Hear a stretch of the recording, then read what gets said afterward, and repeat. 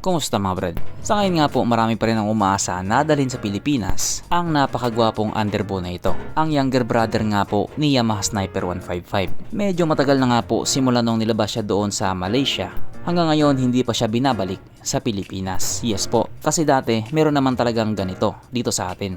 Ang Yamaha Sniper 135. Pero sa hindi nga po malamang dahilan, finish out po nila yan. Samantalang maganda naman yung feedback ng mga tao. Karamihan nga po sa mga taong may motor na ganito, positibo nga po yung palaging sinasabi nila. Kesyo, napakasarap niyang i-drive, matulin, at higit sa lahat na ibibigay daw niya yung lakas na gusto nila.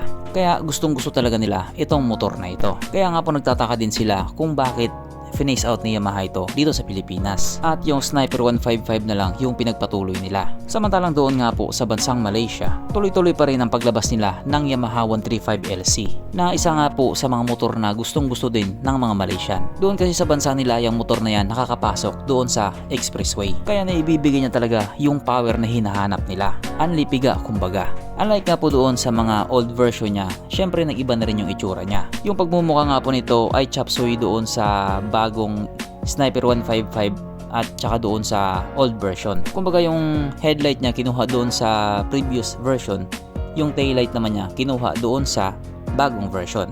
Kaya ang sabi tuloy ni Euro Marvel 125, basic. Sa tingin ko nga Euro Marvel 125 yung pinagayahan nila dyan eh. Upal!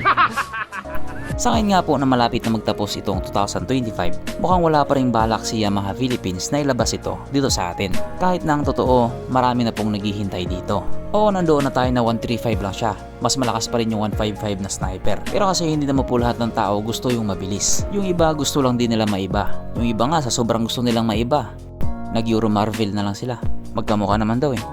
Mas mabilis lang daw konti yung Euro Marvel. Ha? Sa ngayon nga po ang pag-asang makarating ito sa Pilipinas mukhang 0-0 pa din. Pero wala naman pong imposible. Araw-arawin nyo lang kalampagin niyang si Yamaha, baka sakaling magbago din yung isip nila. Malay nyo, mapilitan din sila. Ilabas na nila. Panigurado, masaya. Pero kahit nga po ganun, wala pa din tayong bounce. Bye.